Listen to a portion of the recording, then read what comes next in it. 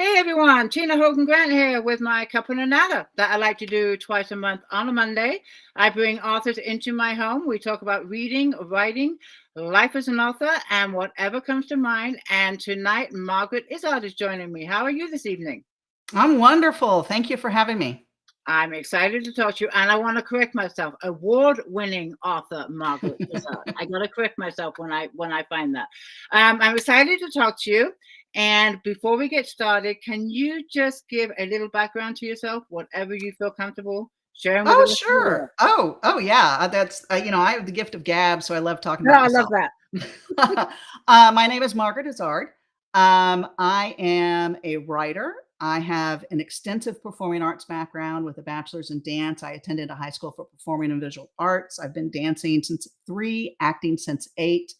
I am a mother of triplets. They turned 27 on the 17th of October. I love Tina's face. Yeah, I always get the same reaction for the triplets. And every time I say it, everyone thinks they're little babies. And it's like, no, these are grown kids. These are grown adults. And the best part, of being a parent is when you see yourself or you see yourself in them, the good parts of yourself, or you see their humor, which I'm really proud of is my kids' sense of humor. But I'm a mother of triplets. I live in Houston, Texas. I started writing about 5 years ago after I finished tutoring my kids through elementary school, high school, and college. We came out of the pandemic, and I just I've wanted to write since my 30s. I started writing then. I lacked the confidence. I knew my writing technique wasn't there. My stories were rich and wonderful, and the transition from the mind to the page just wasn't quite happening. So I had triplets at the time. And, now that we've come out of when we came out of the pandemic, I kind of put my foot down and said, I've dedicated so much of my life to my family. I really wanted something for myself, call it midlife crisis, but I sat down and got really serious about it and spent about 4 or 5 months in classes before I started writing. I was researching the series at the time. I knew I wanted a series. I knew I wanted a number of books. I had some very specifics about what I wanted to do with that. And so I started writing, and I wrote a first book, finished. Then I wrote another book and finished. And then I figured out that I needed to edit the first book, and so on and so on and so on. And I just released my 4th book this last Monday, which is Stone of Lust. The series is Stones of Iona. Already someone's asking if they're boys or girls. I have 2 boys and a girl. Little wonderful girl that's the spitting image and attitude that I have. Oh, I love it. Yes, those are, the interesting parts of yourself you see in your child is when you see the mini me come through. But like I said, I've got the 3rd book. I'm sorry, the 3rd book came out Monday. The 4th book comes out next Monday, which is the Christmas Companion. So, but we're going to talk about I will read an excerpt tonight from Stone of Love. So that's the first book. That is my big award winner. I have a Literary Titan Award, Gold Award from Literary Titan. I have a Reader's Favorite Honorable Mention. Thank you. It's a congratulations. Reader's Favorite Honorable Mention for romance, sci-fi, fantasy. And just this last weekend, like Tina, one of Tina's books won the Book Fest Gold Award. Stone of Love won silver for Book Fest. Congratulations. Yeah, thank you. Congratulations to you too. Well, Everyone's thank you saying so much. congratulations. I do want to. It is. I do want to pause and say hi to a few of our guests that are joining us. We have. Let me pop some names up here. 1 second. Okay, where are we going? There we go. Belinda Mann is here. She says hello. Hello. And then we have Kathy. She says hello. Kathy is watching us on YouTube. And then we have a little bit slow. I'm used to this. I always get your name wrong. I'm sorry, Shang Wang Kaon. I try every time she joins us. Elaine is here.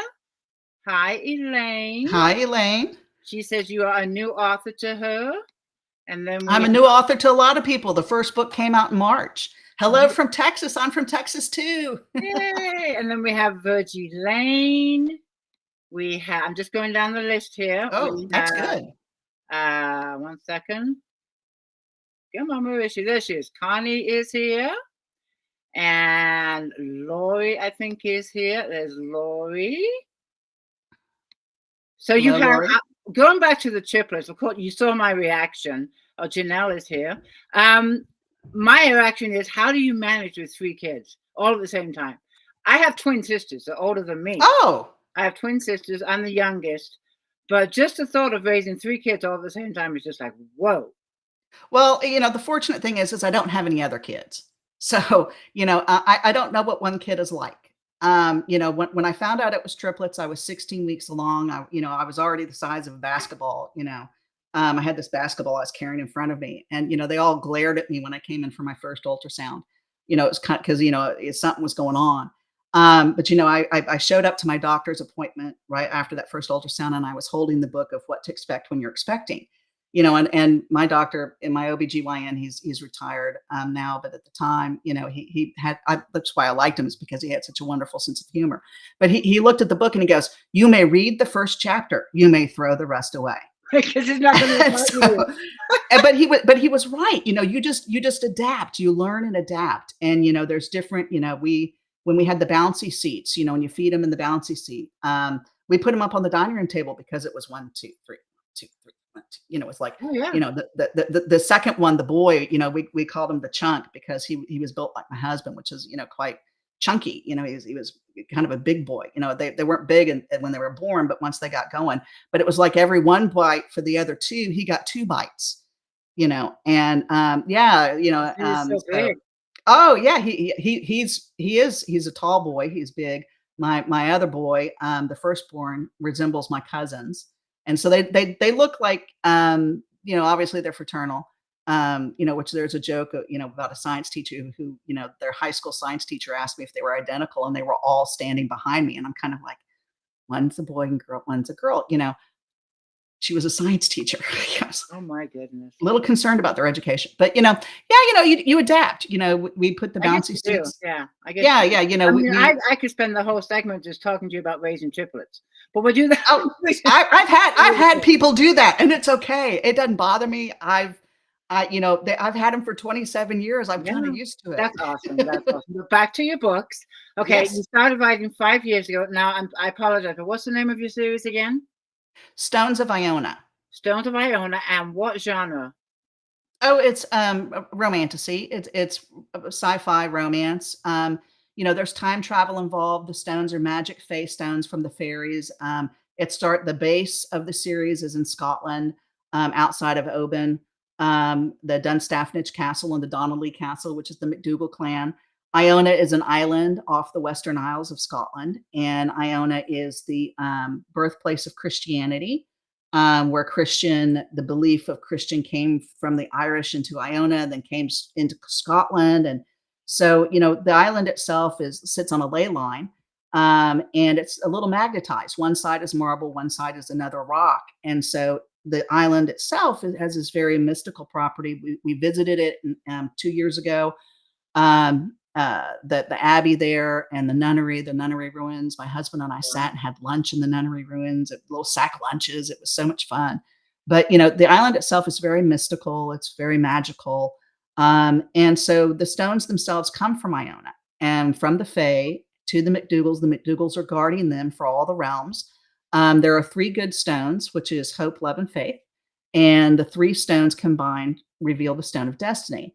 At the beginning of the series, the evil Fae have created 3 evil stones that hunt the good stones. So there's fear, doubt, and lust that hunt the 3 good stones. And they got very close before the beginning of the series. The evil Fae got very close to discovering the stone's hiding place. And so the king of the good Fae scattered the stones in space and time. And now the MacDougalls, because he in a panic, he didn't know where he sent them. And so the MacDougalls must now go find them. And with each book is the story of finding the stone and searching for the stone. Within that, we have a love story that occurs with the people that are involved in finding the stones. So it revolves around the MacDougall family and their friends and relatives. And, the first book is Colin and Bree, and Colin's the Lard. And Brielle is coming to Scotland to renovate the chapel in the woods. The Dunstaffnage Castle exists. The chapel in the woods exists. It has a very tumultuous history, which is why what attracted me to it, to make it the home base per se of the series. It really provided a lot of storytelling opportunities. Mhm. So, there's fairies, there's fae, there's magic, there's time travel, there's portals, there's love, there's some steam. I've You're had to. answering all my questions. Oh, I'm answering all your questions. I'm so sorry. No, I love it. I love it. Keep if, going. if you don't stop me, I'm gonna keep No, on keep going. going. I just Keep keep. going. Yeah, I have. It's funny because most of my performing arts background is dancing. I started at 3, went into a performing arts high school, when I kind of like the movie Fame here in Houston, Arts Magnet School. And so, we had an extra 3 hours to school every day to get our magnet, to get our art area in. So my school day was 8 a.m. to 4 p.m. In high school. And but you didn't get any extracurricular activities. Dancing was your extracurricular activity. But it's interesting because first, and then I went on into college and danced professionally and danced with a lot of nonprofit companies, owned a studio for some time Oh, when the wow. kids were in elementary school. And it's interesting because dance is a silent art. The I knew performer it. that the performers typically don't speak. They do a little bit nowadays, but when you move into a classical ballet or you move into some of the classic modern pieces, whether you're talking about Martha Graham or Cunningham or even Michael Kidd or, those are modern people that do Right. modern dance. But, the dancers themselves are silent. And, I did start acting at 8. I love acting. I love singing. My daughter sings. Son number 1 plays the trumpet. Son number 3 is a auto mechanic. He likes tinkering with things like my dad did. But it's silent, and it's funny because I gab. I talk a lot, and so it's just interesting. But I think that's great. But you're no longer involved in the industry anymore, dance or acting? well, I'm a little older, but You I look still great. dance. No, I still dance. I have a severe back injury. Oh, Back when I owned the studio, I didn't listen to the doctor. I had a herniated disc that they believe came out of carrying the triplets. And I didn't listen to the doctor, and so oh, I taught wow. dance. And oh yeah, he said, you really need to be careful and take care of yourself. And I just kind of went, no, I'm going to teach dance. I'm going to teach gymnastics. I'm going to, I am the type of person that throws themselves when they decide on something. They throw themselves into it. They give it 250%. And I that was the reason I closed the studio, was that my herniated disc collapsed. And so I have a full fusion, which is where they take out the vertebra and they put in, they Mhm. have screws and pins and they put in growth material. So lumbar 4 and 5 are fused, and in addition to that, I have numerous injuries, whether it's knees or ankles, so I still dance. I just don't dance like I did in my 20s where I bent like Gumby and. What was your favorite dance? I did ballet, tap, modern jazz. Tap was harder for me. It was not a discipline I studied well, but I got cast in a lot of it because I'm sort of a ham. I did a lot of ballet. When I danced professionally, it was with a ballet company. So I do the point shoes. I still have the point shoes. I still dance on the point shoes. I still work out. Um, I like a lot of Mhm. modern dance. I did some jazz. So Wow, that's really cool. The book, your series, is there any kind of dance themes in your books? Because you have such a history of dancing, did you put in I hesitate because there is some, but it's in a book that's not coming out yet.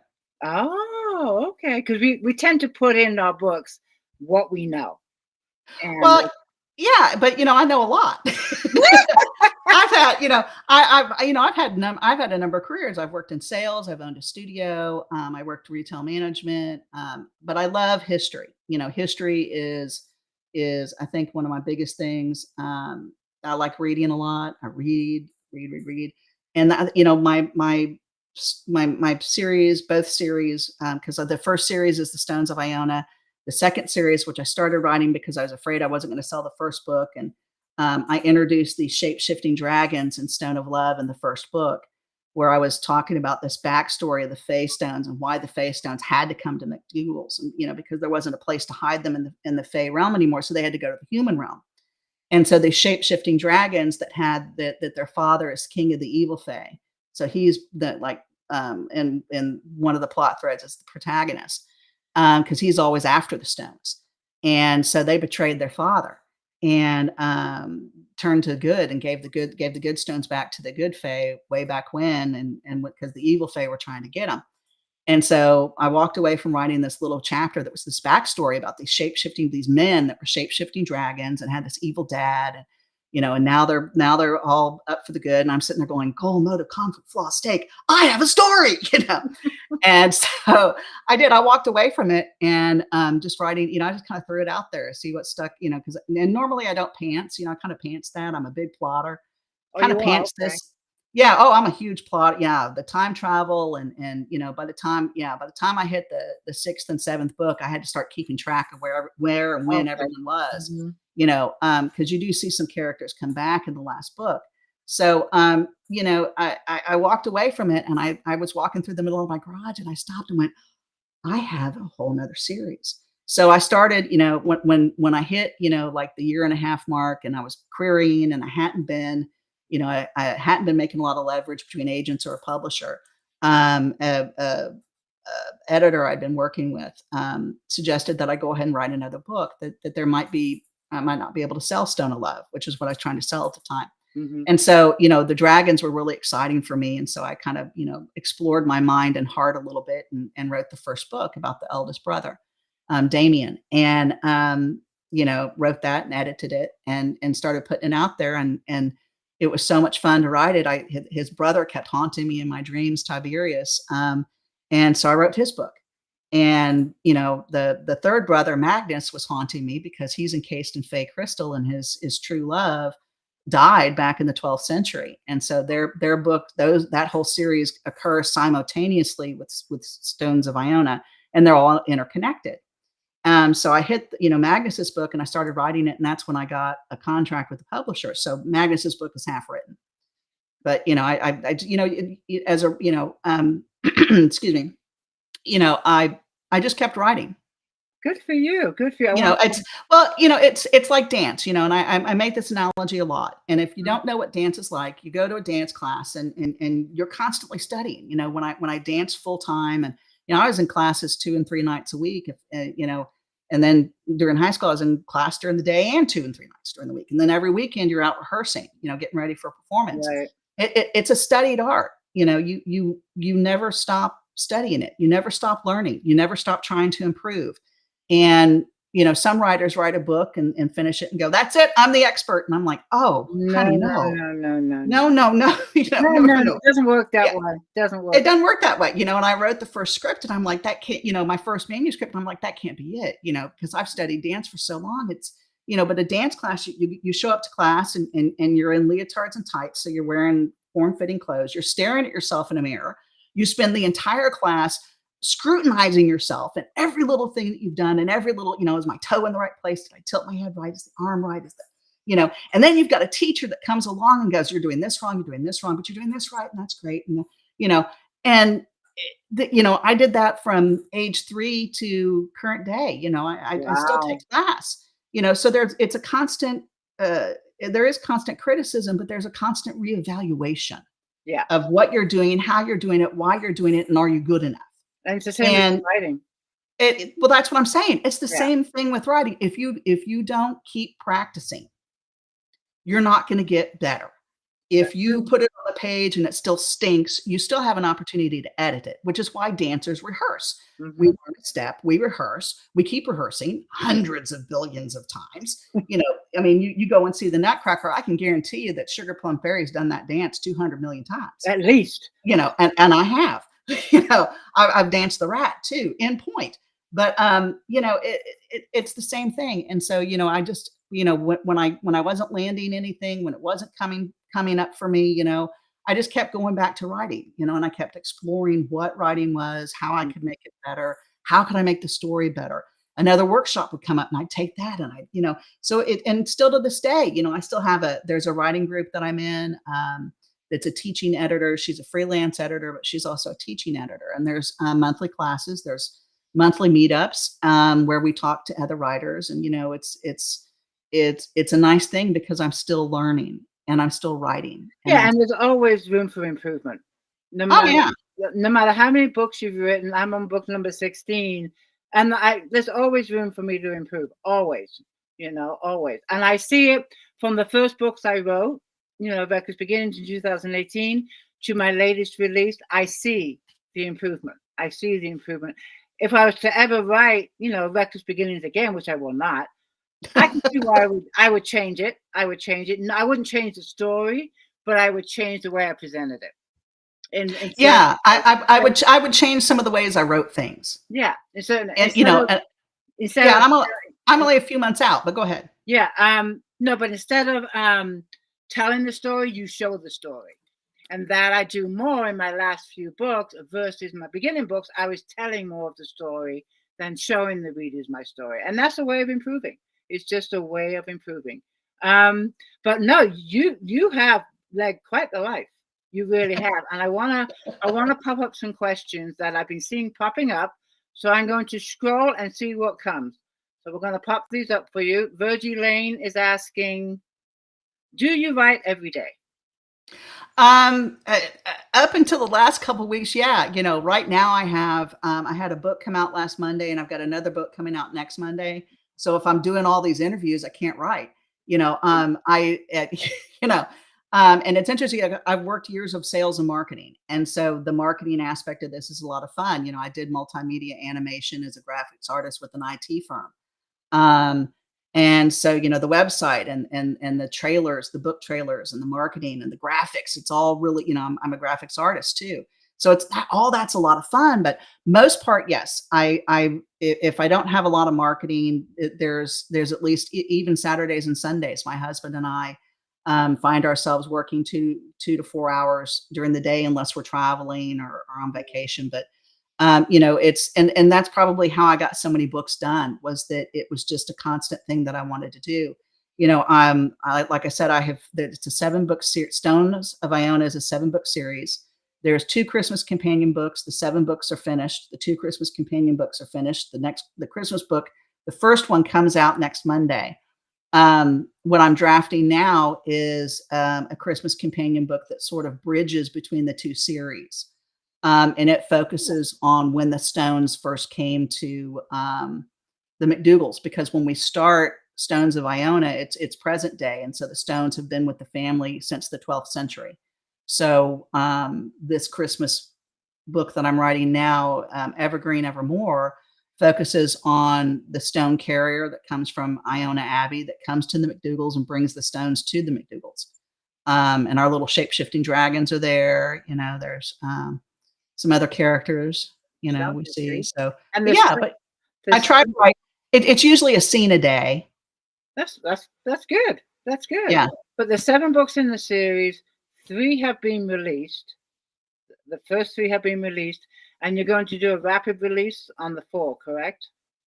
Yeah, the Stone of Hope is the 4th book. It's coming January 13th. It's already finished with production. Stone of Doubt is in production now. The cover's finished. I'm waiting on edits. And after that, we'll either move into the 2nd Christmas book, or we'll move into Stone of Faith. Excellent. Yeah, and then after Faith, there's just Destiny.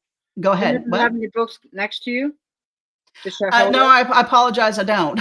Okay, that's why we did put a graphic on the chat thing, so people can see the cover there. But because the cover is beautiful. The cover. Thank you. I love my cover artist.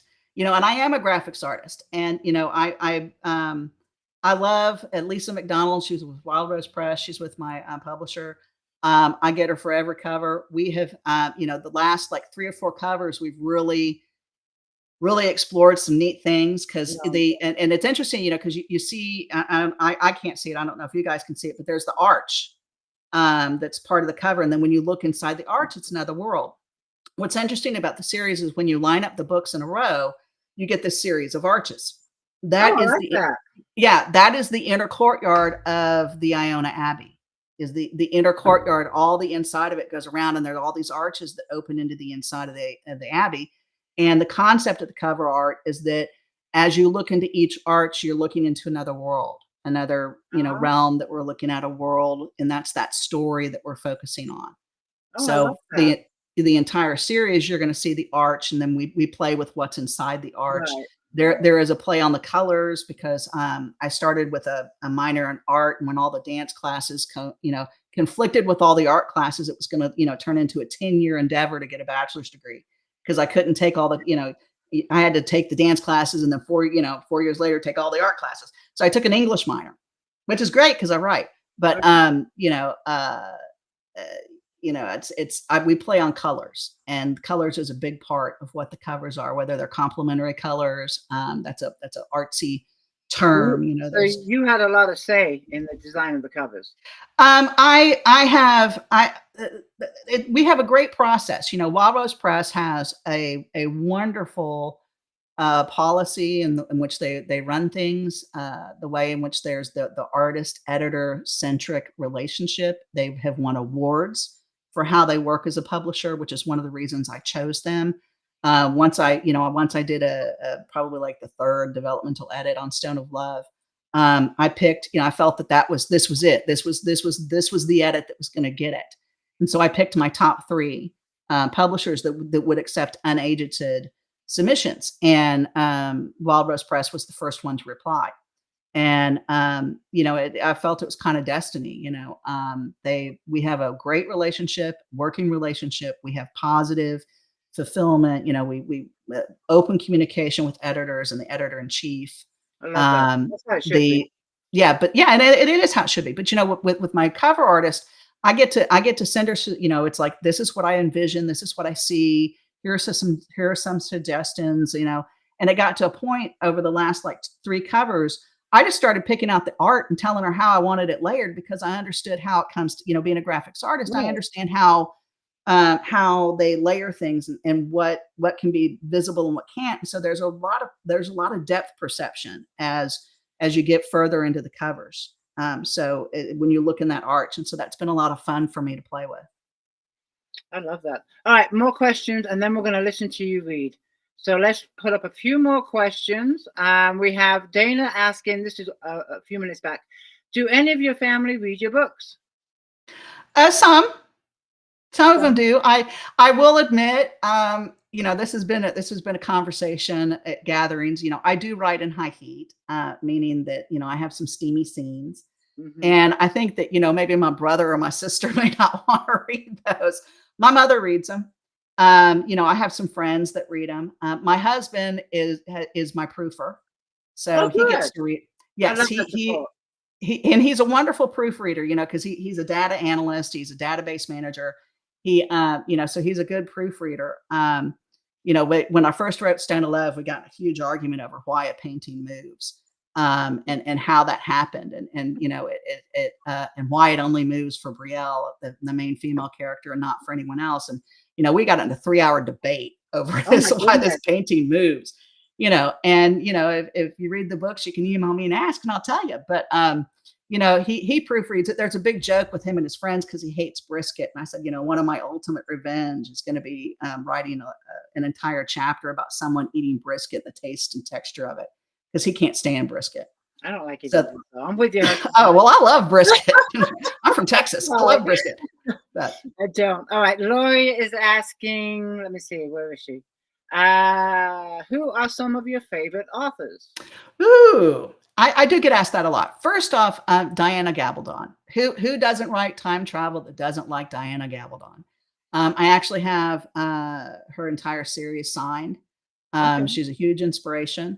I like her companion books. Her writing has been a long time favorite of mine. I read her books when they first came out. I remember being frustrated when you had to wait between books. I'm frustrated now because I'm waiting for book 10. I like Julia Quinn. I read Julia Quinn's books when they first came out. One of the reasons that my eye turned towards Wild Rose Press is because Mary Morgan is an author there, and she is a favorite author of mine that does paranormal romance. So Mary Morgan is a friend, and I love what she writes. Jude Devereaux. I mean, I have to just pop open my Kindle and just roll down the list. And it sounds like you read all kinds of genres, not just what you write. You read all kinds of genres. I read a number of things. The one that I have the hardest time with is horror. If there's any I can't gore, do horror. I can't. it gives me nightmares. And I have an author friend on Twitter, and each of my, there's certain friends that you get going with a hashtag or something, you get some good friends, and these were friends that hung with me early on before I found a publisher, and they were always cheering me on when I was trying to query and everything, and so I started reading some of their books, and one of the people's books, I felt so horrible because I refused to do not finish. I just refused, if I'm going to pick up, especially an author, if I'm going Right. to pick up someone's book, I'm going to finish it. And I finally had to send him a note and go, I love you dearly. The story is wonderful, but if we have any more blood and Yeah. guts, I just, I'm having nightmares. And he's like, it's okay, really, it's okay. Yeah. I But I can't. felt bad, because you want to support your friends, and the story was wonderful. Yeah. The writing was spectacular, Mhm. but if I have to read one more time about a gunshot wound, I think I might throw up. Yeah, I want to sleep at night, so I just can't do horror, and I can't watch horror movies either. I just can't. Okay, one more question, and then we're gonna get a treat and listen to you read. And I want to pop up Kathy's question. She is asking, did you do a lot of research on a dragon and that time period? On dragons. um, well, yeah, the dragons. I read a lot of dragon shapeshifter books. Okay. They speak to me. I've always had an incredibly huge imagination. I was a child that's was not only very physical but very imaginative. I would put on my parents' records and dance in the living room, and I would stand on my head until I passed out. My mother put me in gymnastics, just to keep me busy, and dancing just to keep me busy. And then when she found out that, I could climb the cabinets and reach the top cabinet, I had to start unloading the damn dishwasher, because she found out I could climb the cabinet, stand on the cabinet, and put the plates away in the upper cabinets, Oh, and we that's how go for that small I too. was. Yeah. But yeah, I could climb the cabinets without any help. It also had to do with the fact that she put the chocolate bourbon candies on top of the refrigerator for Well, you are Christmas. a handful. Oh, yeah, I still am. But, yeah, I did. I'm very imaginative, huge research there. I spent 4 months, uh, not only studying writing, but I researched the series and what I wanted to do with it. When I went into the first book, I thought it was gonna be a trilogy, and I got halfway through the first book and realized that each stone had to have its own story. Okay. And when I hit that, that's when I really realized that this was blowing up somewhere. The fourth book actually starts in a museum in Miami, Stone of Hope, which is coming in January. It comps to Night at the Museum and The Mummy. And so it starts in a museum in Florida. They hit a portal, they find a portal by accident. They time travel to Egypt in the 1930s, and the main female character is an archaeologist doing a dig, and they fall into it. They fall into her dig. They Oh, literally, wow. when they come through the portal, they fall into the dig. And the main male character is Brielle's brother, who is a fighter pilot. He's like a Top Gun fighter pilot. And I love the fact that it takes place in Scotland. I'm from England. Oh Scotland. yeah, I'm yeah. and All but book 4 take place in Scotland. it's beautiful. I mean, Scotland is beautiful. You've been there, and that's one thing I miss moving to the States. I've been here since '79, but I spent all my childhood up until my teens in England. What I do miss, like you enjoy, is the history. America is only 250 years old, Right. and England has built, 1600, whatever. I mean, it's just like I miss the history of England. I really do. It's just Well, it's that still it's there. always. You just have to go visit it. I know. I just don't go enough. I don't. But that I'm intrigued about that you chose Scotland. So, anyways, It is. I'm gonna let you now read to us. Oh boy. Yeah, Let we me get a little find it. treat. Okay. So, are you ready? We are all ready. We are waiting. Okay. Okay. So, this is an excerpt from Stone of Love. Okay. This is actually the meet cute. This is when she first meets Colin. Brielle has come to the castle. She is renovating the chapel. Colin was not meant to stay, and he's decided that he's going to stay. And so I'm going to go ahead and just start reading. I can't see you. I can only see my Word document. I've got my lovely That's specs fine. on. We can So hear you. Fine. I'm just going to plow on in and keep going. Okay. Go for it. Okay. Brielle walked gingerly toward the study. Why would the Lord want to see her? Emily had laid out the plan for the renovation perfectly, and the Historical Society had already approved the project. What would the Lord want to know? And would he find fault with her work? Stop it, Brielle. He likely only wants to meet you. It's a formality, it's custom. Brielle came up short at the door, not realizing she had arrived. They'd left the door cracked, so she slipped into the study. John and another man were there. Neither recognized she had entered, which gave her time to study the Lord. The tall man with jet black hair stood in front of the window. John was right. He resembled the Lord from the portrait, at least from what she could see. He stood easily over 6 feet with broad, muscular shoulders. His jeans hugged his legs so well they molded the firm curve of his buttocks. The Lord didn't turn away from the window when he spoke. You know, I spied her from the wall walk today. I wanted to check out our guest, the anthropologist, and find out what the American was doing to my ma's chapel. Brielle took a deep breath and spoke. I'm not 100% American. I'm half Scots. As he shifted his weight, the reflection of Colin's face reflected clear to her. Their eyes made contact in the window's reflection. She added quietly, my mother was from Glasgow. He turned from the window and regarded her. His eyes, cerulean blue, were the color of the ocean on a clear day. He grinned and tilted his head to the side, studying her. Brielle took a deep breath, then let it out slowly as she rubbed her hands on her pants. Why did I confront the Lord? My emotions must be on overload, probably the jet lag. He raised an eyebrow. His fingers covered his mouth as he chuckled. John stepped forward between them. Brielle Elise DeVolt, may I introduce Colin Roderick McDougall, 31st Lord to. Colin McDougall, yes, I know who he is. Thank you, John. She turned to Colin and nodded. My lord. Colin dropped his hand, smiled, and nodded at her formal address.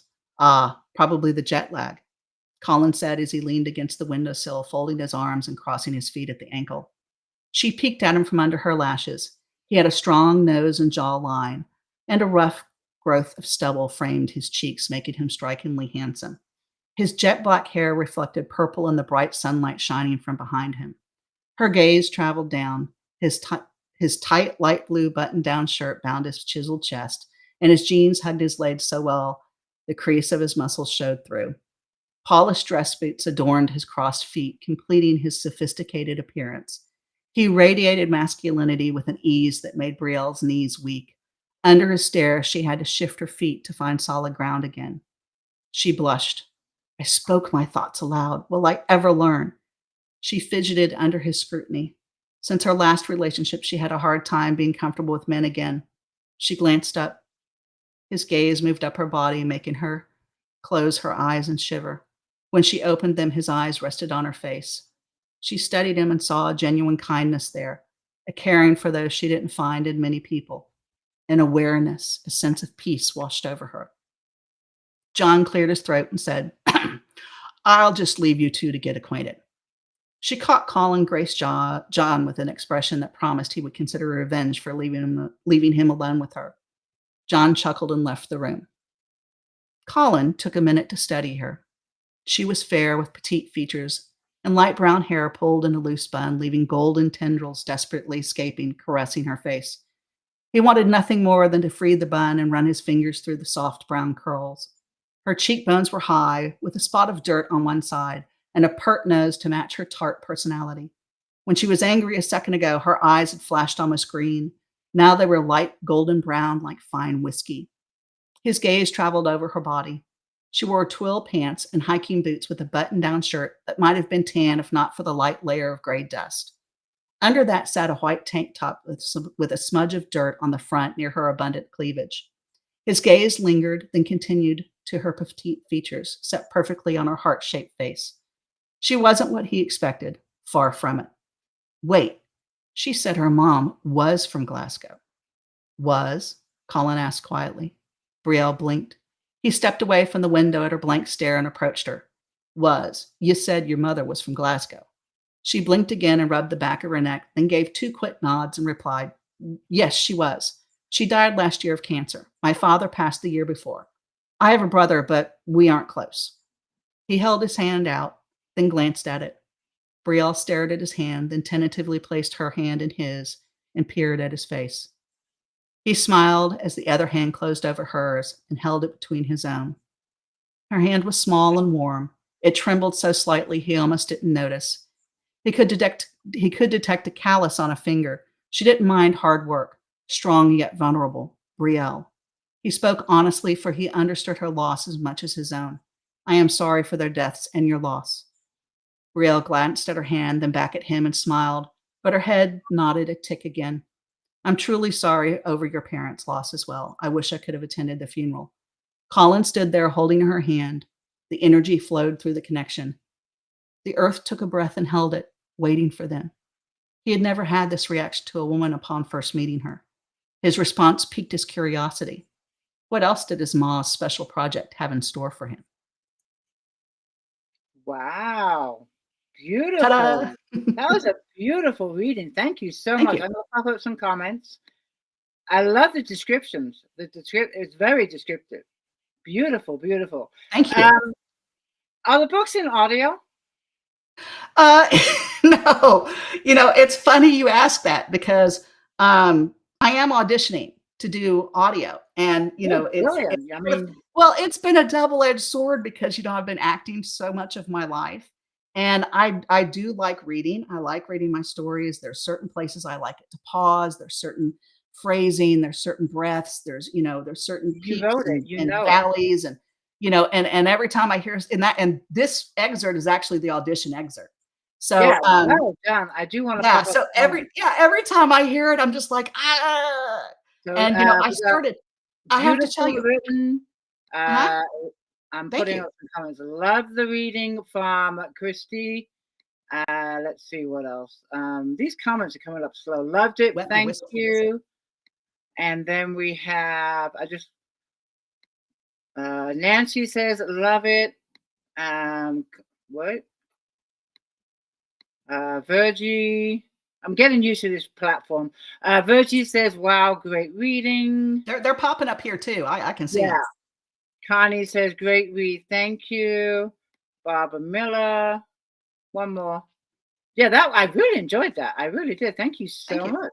Well, And I started to sit down and do audio recordings myself, and between marketing and writing, and I just don't have the time. no, and you have to have the right equipment.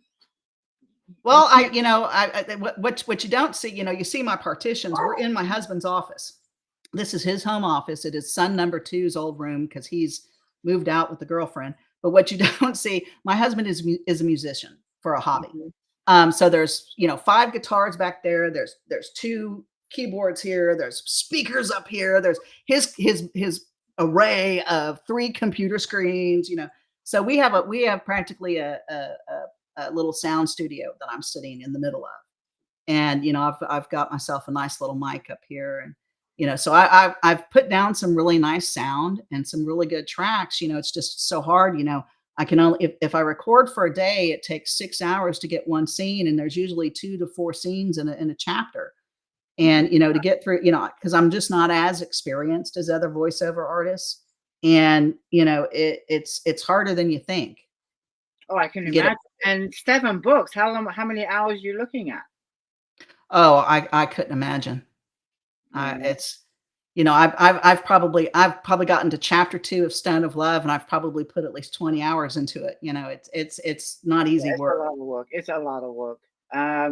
Writing's easier. A lot easier. It really is. What are you currently? I mean, you got the 7 series complete. You're rapid releasing them. So what are you working on now? The 3rd Christmas book. It's probably going to hit 2026 because I've already written the 2025 book. We've got a book coming up now. Way ahead. Like I said, I came into a contract. I had 3 books finished for Stones of Iona, and the first 3 books, which are out now, and I had started the 4th book, but it was more like a crummy summary than it was a book. And so, when I contracted the first book, got it done, I went straight into edits for book 2, and because it was done, and I'd already done a developmental edit with an editor, and so I just had some tweaking, and plus I really wanted to, and I wanted to add things to the 2nd book after working with a publishing editor, and enrich some things, and really, there had to be more to it. My stories, there's only one way I can put it is, my stories have meat on the bone. It's not a simple plot line. My plot lines thrive in chaos. Yeah, it's a lot of fun. There's some suspense, there's some thrill. There's a little mystery. And it's what keeps the page turning, which is what I like. And I like stories with meat on the bone. Stone of Lust, which just came out last Monday, has dual plot lines that converge, because there's a plot line that involves Brielle and Colin that are from the first book, and a plot line that involves Annesley, his sister, who is the main female character, and she goes back in time to the Vikings, and the main male character is the first the first top warrior for her ancestor, that is the Lord of Lorne, which is historically accurate. The Lord of Lorne, which was Donnelly Castle in Oban. When I stayed in Oban, our accommodations was faced the bay. And so, Oh, nice. I was in Nice. heaven, because, here I was, the Oban Bay was the place for Vikings, in the 12th and 13th century. And it was mesmerizing. I was there in June, so the sun didn't set till 10:30 at night. It rose at 3:30 in the morning. So I would have dinner watching the sunset in the west, because I faced the Western Isles. I was on the West Coast, and watching these boats come and go, and just imagining these beached Viking ships and the castles on the hill to my right. I could see it outside my window, and I sat there and had dinner with wine, and I had 2 nights like that, and it was Oh, wow. part of the dream of going was because the tour that I booked went to Oban. So I got to visit Donnelly Castle and Perfect. Staffnich, which are featured in the Put series. yourself right in the heart of the book. Yes. You did. I got a question. Well, I don't have a question. Lori has a question for you. She wants to know, should the books be read in order? Good question. I'm going to tell you what reviewers say, and this is what editorial reviewers say. They are written as standalone. So there is, you get to the first book, the beginning of 2, and you get a little recap, of the story. So you get enough to understand where we're at. You're grounded. You can move on. But editorial reviewers suggest that you read them in order, because the stories are that much richer. And I will give you a tidbit as to why that is. Every person that is involved with a stone has a reason to be there. There is a reason for the stone. There is a reason for their relationship, their romance. There is a reason for their life and their destiny. And as each book continues, there is an overall arc of the story of the stones, Okay. which is the series. So there is this story of the series that has an arc to it. There is a book that is considered the climax of the entire series, and the recovery from that. The last book would obviously be the climax to the series, and the recovery from that. The epilogue of that leads into our little dragons, and why we're going to have to tell that story, which actually occurs simultaneously. So we go back to the beginning when we talk about the dragon books, which, like I said, they're the first 3, the third one's halfway through, but the first 2 are written and edited well, because now I've had a publishing editor. Yay. So, yay. But yeah, you should, they're better if read in order. I think with most series, it's a good thing to start at the beginning, so you don't miss anything. Even if they say, you can read it as a standalone, you're going to get the full depth of the story. There's too many nuances. There's too many references. There's too many things that connect, that make that Right. have to do with the other. And you just can't give that in a little recap. The little recap I can give is in case you picked up book 2 and you didn't quite catch all of book 1. Right. There's enough in that recap to get you through book 2. Yeah, there's enough there that you understand and grasp everything that's happening and why. But all the stories are literally, I'm going to quote, the stories are so much richer if they're read in order. I have to agree with you. I wrote a 9-book series, and I tried to recap on each book, and each book, like yours, have its own story, but there is connections from the previous books. So yes. Yeah, that's perfect. I love that. I love it. And also, you were saying that some of the characters also appear in the later books too. Yes, I don't want to spoil it. No, but, don't. I don't want to spoil it, but you're gonna, yes. you're gonna see him again. You're gonna, there's and it, that's why, I've always been a huge plotter. I'm a huge organizer because of the triplets. Every I can imagine. oh yeah, there's a weekly menu that's on the board. And the joke is if the kids to this day, if the kid comes up to me and goes, "What's for dinner?" Because I still have two at home. "What's for dinner?" And I tell them dog poop. It's on the board. Because I have a board in the kitchen, and there's the whole month, there's the schedule, there's Oh, everybody's little things, wow. and there's a weekly menu. There's a menu. So all they have to do is go look on the board. So if they ask me what's for dinner, I'm like, dog poop. Go look on the board. Oh, wow. How have you been doing that since the kids were, of course, young? A Yes. menu for the whole month? Yes, I do it 2 and 3 months out unless the weather changes and I get a hankering for something. Once we finally get a real cold front down here in Southern Texas, I might make chili. But I've started the soup season, even though it's still 85 degrees outside. I have started the fall season, the fall flavors, the soup season. But we still have our enchiladas and our fajitas and our barbecue. But the fact that you have a menu for the whole month, I'm impressed. I struggle every night. What's for dinner? What's for dinner?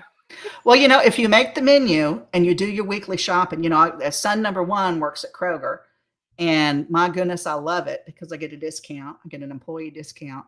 But I'm there every Friday morning with my online order, standing there at You are checklist. so organized. I can't think that far ahead of what I'm going to eat next month. Well, it makes life easier if you put all this together. I don't have to think about it at 4 o'clock. You 4 or don't, 5 because it's o'clock right in there on the board. Well, and you know what else we started doing? This is funny. My husband and I got into salads. The pre-made salads, and I always Right. felt that was kind of expensive to have those pre-made salads. So every Sunday morning we get up and we bake our chicken. We sit down and we do our meal prep for our lunches, and we usually do salads or a sandwich, but we meal prep salads for the whole week. And so we have these little, our little meal prep to go little thingies, and they're in the refrigerator, and we're set for the week because I'm writing full time, he's working full time. Right. So you don't sit there for 20 minutes. What am I going to eat? It's already done. Oh, wow. We should write a book on this one. I've got some questions about it coming up, like this one's right here. I want an organized way to shop. Well, what an organized way to shop. Well, you have to understand, I, because I do online shopping, I don't go do, it used to Right. take 2.5, 3 hours on a Friday morning to go do the grocery shopping. And we used to have this list. You organize your list based upon, you start at produce, and as you walk through the grocery store, Mhm. the design of the store. And back when apps were first coming out and were a thing, there was a grocery app, and it was literally called the grocery app. Before grocery stores came out with their own app. And so my husband and I had this grocery app that, eggs, milk, bacon, cheese, and so it was on an app. And so I would have my, my cell phone on my cart like this, and and nowadays you got the app for each store. Each store's got their own app. And so, I've got my favorite list, and, I've got my recipes on rotation. Look at And that's, you. I love cooking. I watch a lot of cooking shows. I watch a lot of When do Gordon you have Ramsay. time? When do I have time? Evenings, you know, I See, got, right. I still go to the store and shop. I'm not an online shopper. I have to go to the store. That's just me. Well, yeah, and it's unfortunate because not everything that is in the store is online. And Yeah, sometimes, that's true. That's true. And I and the live for in the boonies in the middle of nowhere, so shipping here is a joke sometimes. It's either sometimes at the post office because we don't get mail to the house because we're on a rural road, or it comes, by UPS, but they just throw it over the fence.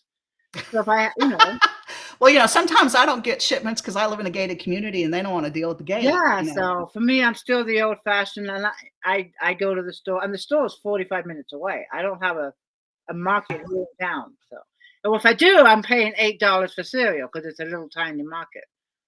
So Oh, I am yeah. just so impressed with how organized you are, not just with your writing, it It's a turns out, but facade. with your triplets and your cooking. I love it. I do. Sweetheart, I'm looking at the time. I could talk to you for another hour, but we're going to try and wrap this up. But there's a couple of things. First of all, my final question for the evening is what advice would you give to an aspiring writer that wants to become a published author? I am so glad you asked. I, you know, First off, read. Yes. Broaden your horizons, read other people's work, read bad work, read good work, read what is favorite, read what is not favorite. Just broaden your horizons. Don't do this alone. Writing is a solitary thing. You're alone. Don't do this alone. Find a community. Find people to do this with. I recognized earlier someone on because I can see the question things up here. Mhm. Someone asked about my writing group. I don't know if I'm allowed to say who it is. Am I allowed Yeah, to you say who it can. is? Go ahead. Go Okay. ahead. Yeah, Jenny Chappelle. You can find her on Twitter. She's a freelance editor. She is a founder of RevPit, which is a pitching Twitter pitching event. They're actually doing an event right now. They're in the middle of an event. They do it once a year where they mentor. You do RevPit. It's a competition. The winner gets whether it's 7 or 10 freelance editors. You get a year of mentorship with them to work on your manuscript. And it's a way in which these freelance editors advertise, but they have this incredible close-knit community of aspiring writers. And these are editors that want to help it. Jenny Chappelle is a teaching editor as well. She has the Writer's Craft Room, which is something that is a spearhead of hers. It's something she's put together.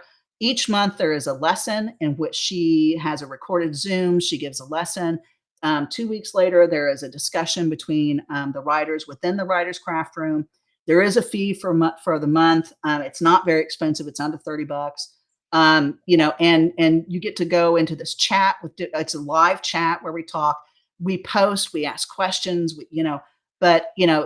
Jenny is a teaching editor, and just the way that she describes things is really relatable. It's not rocket, it's not Greek. I've had some Right. editors that, when I was starting, that would speak to me about, some writing and deep point of view and, this and that. And she doesn't speak Greek. She speaks it real where you can understand it. And it's very relatable. And, it's read, don't do it alone. Feedback is a gift. Mhm. Now that's the hardest thing to hear, but feedback is a gift. It is. Once there's not always the best way to deliver feedback. It's someone can come along and go, I hate it. I'm going to say things that have been said to me. I hated your work. Your descriptions are carrying on too long. I wish you'd stop describing the countryside. Your lead male character is a misogynist because of a one-line joke. Colin got called a misogynist, so I took the one-line joke out, and all of a sudden he's not a misogynist. It's not always delivered well, but you know what? And with someone calling Colin a misogynist, I learned that one-line joke that he said was not a good choice. So you have to, dig through some of the feedback and find the gift in it, because always underlying in that is something that can help you improve your story. You just got to wear a thick skin. I'll quickly, I know we're running out of time, but, I submitted Stone of Love to a very, very small press. And an editor came back with 3 pages of notes. And, probably a third of it was worded mean. Had some cuss words in it. It was, and it was hard. It was a declination. I got rejected. It was hard. I drank wine and cried for a whole weekend. And then I put my tough coat back on, and I went back through this thing, and I cut out all the snarky comments. I edited her feedback, and I cut out all the snarky comments. And then I used that to be one of my main developmental edits, and changed my whole story. It made that story publishable. It really helped make, it really was one of the better edits I did on it, was from something that made me bawl, made me cry. So feedback is a gift. Just find the gift in it. There you go. Just peel away the layers of the onion and dig deep. Great advice. Your giveaways, fabulous giveaways. And I'm going to let you tell our readers about the giveaways. I can probably get through it quicker because I know we're running out of time. I came up with this concept of these book swag boxes, and I've had so much darn fun putting them together. First off, the book swag box is a box. It comes in a custom printed Margaret Izard author box, so that it's, there's one image on the outside. When you open it up, it's a whole new experience on the inside. Inside the box is a Wild Rose Press 2025 calendar. I just got them in the mail today. So the new calendars, and I have 2 books in it, plus many other authors from my publisher, a nice calendar. There is a Tervis wine glass. So it is a footed, insulated metal wine glass, and it's going to have the series logo on it, which is a heart, something I designed. It's vinyl, I made it.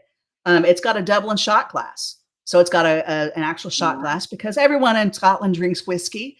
So we've got to have a Doublin shot glass. It has acid etched, same little logo, same little heart for the Stone of Iona series. It has a large book bag with the cover, a small book bag with a special icon ironed onto that. In the small book bag is the book, is an author pen, is a bookmark for Stone of Love. There is also a recipe card that features a recipe from the book. You'll have to see it in order to know what it is. Now, in the photograph that I sent over to Tina was a stuffed animal seal, and I'm out.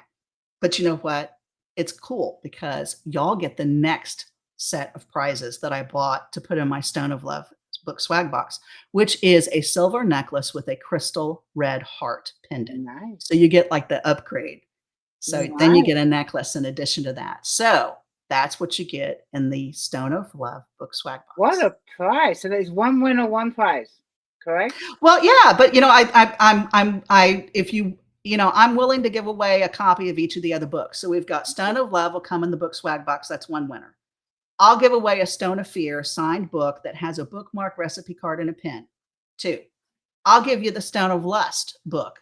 3rd winner that has the recipe card, the bookmark, the pen, and a preview copy of Thistle and the Mistletoe, which is the Christmas book that releases next Monday.